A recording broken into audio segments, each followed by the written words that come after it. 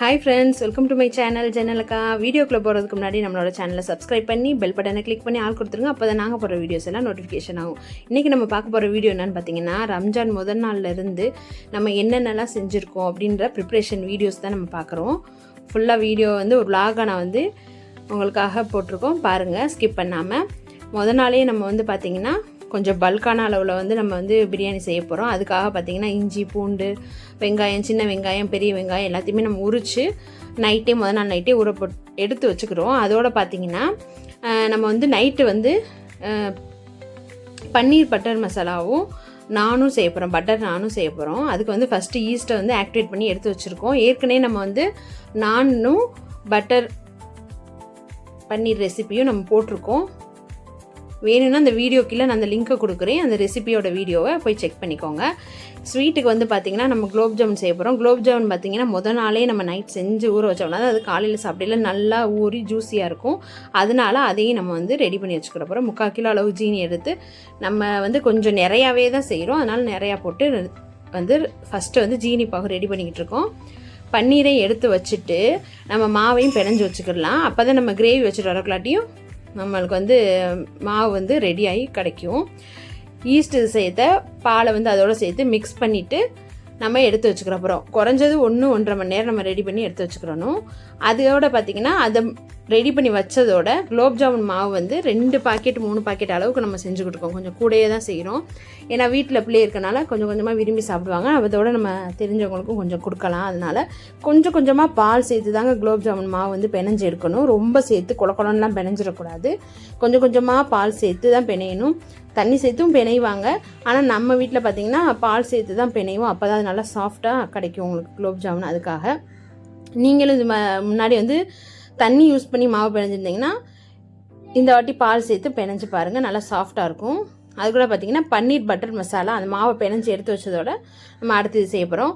மாவை பிணைஞ்ச உடனே அது ட்ரை ஆகிடும். அதனால் நம்ம என்ன செய்ய போகிறோம், எண்ணெயை சூடு பண்ணிவிட்டு கொஞ்சம் கொஞ்சமாக குலோப் ஜாமுன் போட்டு எடுத்து பாகில் ரெடி பண்ண போகிறோம்.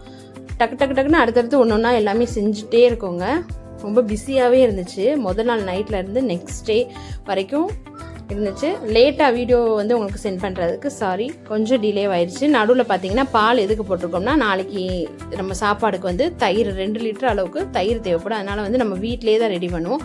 எப்பயுமே நம்ம சமைச்சு கொடுக்குறவங்க எல்லாத்துக்குமே தயிர்லேருந்து எல்லாமே முடிஞ்ச அளவுக்கு வீட்டிலே தான் ரெடி பண்ணி நம்ம கொடுப்போம். பன்னீர் பட்டர் மசாலா வீடியோ ஏற்கனவே போட்டிருக்கோங்க, மறக்காமல் போய் பாருங்கள். கடைசியாக பட்டர் சேர்த்து இறக்கிட்டோம், அவ்வளோதான். இப்போ எல்லா குலோப் ஜாமுனையுமே பாகில் போட்டுட்டு லைட்டாக ஒரு மிக்ஸ் கொடுத்துருங்க. ரொம்ப போட்டு கிண்டக்கூடாது. பாருங்கள், ஒரு சட்டி நிறையா நல்லா போட்டு வச்சுருக்கோம்.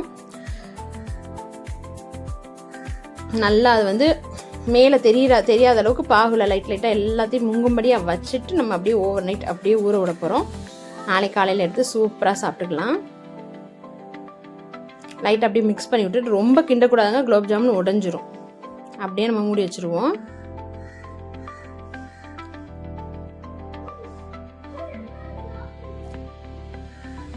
பன்னீர் பட்டர் மசாலாவும் ரெடி ஆயிடுச்சு. இப்போ நம்ம நானை போட ஆரம்பிச்சிடலாம். சட்டி அடுப்பில் வச்சாச்சு. கல்லை வச்சுட்டு இப்போ பாருங்கள், நல்லா பாருங்கள், அந்த 1 மணி நேரத்துக்குள்ளே நம்ம ஊரில் அடிக்கிற வெயிலுக்கு அப்படியே பொங்கி சூப்பராக வந்துருச்சுங்க. இப்போ அதை நல்லா சாஃப்டாக ஒரு தடவை நல்லா பிணைஞ்சு கொடுத்துட்டு அப்புறம் நம்ம நானுக்கு தேய்க்க ஆரம்பிச்சிடலாம். நானுக்கு எப்பயும் போல தாங்க நம்மளுக்கு எப்படி தேய்ப்போமோ அந்த மாதிரி தேய்ச்சிட்டு நம்ம கல்லில் லோ ஃப்ளேம்லேயே போட்டு வேக வச்சுட்டு மேலே பட்ரு, ஆரிக்கினோ, அப்புறம் கொத்தமல்லி போட்டு மேலே அப்படியே லைட்டாக தடவி கொடுத்து சாப்பிட்டாச்சு சூப்பராக. மறுநாள் காலையில் என்ன செஞ்சுருக்கோன்னு பார்த்தீங்கன்னா, ரம்ஜான் அன்னைக்கு காலையில் நம்ம வீட்டில் எப்பயுமே ட்ரெடிஷ்னலாக இது செய்கிறது தாங்க. காலையிலேயே ஈரல் சால்னா வச்சுருவோம். சால்னா வச்சுட்டு அது கூட நல்லா சாஃப்டான சப்பாத்தியை போட்டு சாப்பிட்ருவோம்.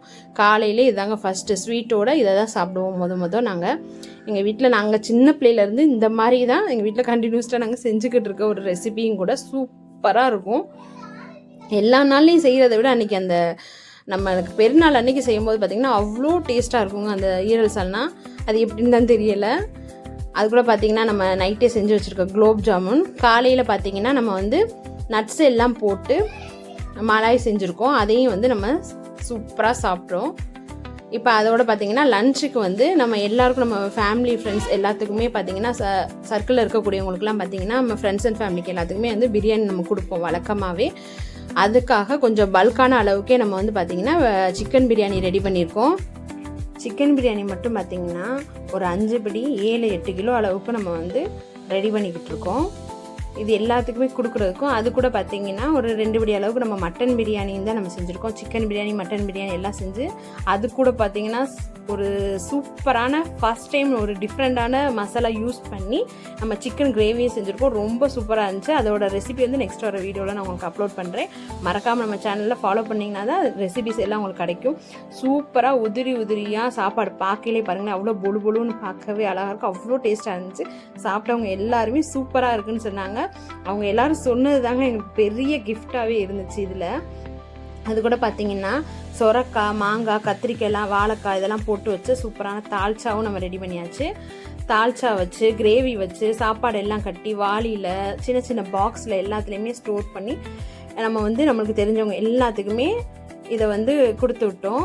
எல்லாருமே சாப்பிட்டு சூப்பராக இருக்குன்னு சொன்னாங்க. இந்த வீடியோ பிடிச்சிருந்தா உங்கள் ஃப்ரெண்ட்ஸ் அண்ட் ஃபேமிலி கூட ஷேர் பண்ணிக்கோங்க. எங்களுக்காக எல்லாரும் துவா செஞ்சுக்கோங்க. உங்களுக்காக நாங்களும் துவா செய்கிறோம். தேங்க்யூ ஃபார் வாட்சிங்.